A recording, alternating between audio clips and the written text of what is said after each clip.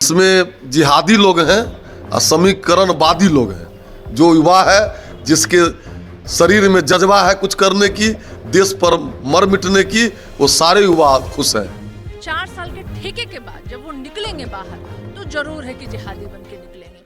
नमस्कार, मैं हूं देवांशु। आप देख रहे हैं न्यूज़ फॉर नेशन। बीजेपी विधायक हरिभूषण ठाकुर बचौल ने एक बयान दिया है जिसके बाद सियासी तौर पर हड़कंप मच गया है। दरअसल आपको बता दें, उन्होंने कहा है कि जो लोग अग्निपथ स्कीम का विरोध कर रहे हैं, जो आंदोलन कर रहे हैं, वो जिहादी हैं। इस वक्त हमारे साथ बात करने के लिए आरजेडी की प्रवक्ता सारिका पासवान जी हैं।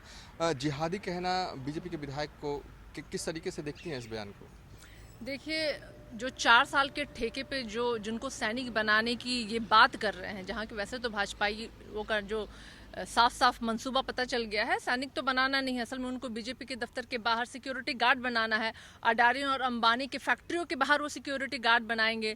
तो ये जो सैनिक बनाना नहीं है, लेकिन 4 साल के ठेके के बाद जब वो निकलेंगे बाहर तो जरूर है कि जिहादी बन के निकलेंगे। क्योंकि ये इनकी गलत नीति, तानाशाहियों की नीति की जो एक ये इन्होंने छेड़ रखा है ना, कि वीर बनाएंगे, लथपथ बनाएंगे, ये इस तरह की भाषा से बचना चाहिए उनको। और देश को मत जलाओ यार, क्यों जला रहे हो देश को? अभी भी वक्त है। प्रधानमंत्री जी को बोलिए निकल के उन बच्चों को संबोधित करें और बोले। वो चाहेंगे तो 1 मिनट में ये सारे जो है ना रुक जाएंगे। और अगर इस तरह का भाषा का इस्तेमाल कर रहे हैं तो कोई पहली बार तो कर नहीं रहे हैं। यही थे ना जिन्होंने किसानों को कहा था उग्रवादी, आतंकवादी, राष्ट्रद्रोही, ना जाने किन किन शब्दों से इन्होंने उनको बुलाया था। तो अगर ये उन युवकों को जिहादी कह रहे हैं तो कोई आश्चर्य की बात नहीं, क्योंकि इनका भाषा, इनका यही लैंग्वेज रहा है शुरू से। इनके विरुद्ध, अगर इनकी गलत नीतियों के विरुद्ध अगर कोई बोलेगा तो वो आतंकवादी करार दिया जाएगा, और अगर इनकी गलत नियमों के खिलाफ कोई आवाज़ उठाएगा तो वो जिहादी करार दिया जाएगा। लेकिन इन बच्चों को जिहाद से अगर बचाना है तो मैं इनको सलाह दूंगी, ये जो आपने नया स्कीम लेके आया है ना, इसको बंद कीजिए, ख़त्म कीजिए, निरस्त कीजिए। आप लोग की पार्टी आरजेडी भी 22 तारीख को राजभवन मार्च करेगी, लेकिन सरकार ये तय कर चुकी है कि वो इस योजना को इम्प्लीमेंट करेगी। लग रहा है कि राजभवन मार्च का कोई असर होगा या सिर्फ ये कोरम ही बनकर रह जाएगा?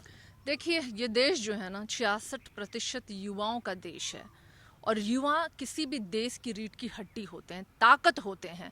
आप अगर उनके साथ अन्याय कीजिएगा और आप सोचिएगा सत्ता में बैठे रहें, तो ऐसा हो नहीं सकता। बहुत जल्द भारतीय जनता पार्टी जो है ना अपने ही बनाए हुए हवन कुंड में स्वाहा होने वाली है। क्योंकि आपने छेड़ा किसको है? उन युवाओं को। क्या मुद्दे हैं? बेरोजगारी। क्या झूठे वादे करके आप सत्ता में आए थे?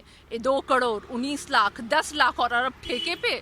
अब क्या बनाइएगा उनको? आप नाई बनाइएगा, कपड़े धोने वाले बनाइएगा, जूते पॉलिश करने वाले बनाइएगा। आपकी इस अन्याय को 66% देश जो युवाओं का देश है वो कतई बर्दाश्त नहीं करने वाली है। तो जल्द भारतीय जनता पार्टी अपने ही हवन कुंड में स्वाहा होने वाली है। चलिए, थी आरजेडी की प्रवक्ता सारिका पासवान। फिलहाल अभी तक के लिए इतना ही। आप देखते रहिए न्यूज़ फॉर नेशन।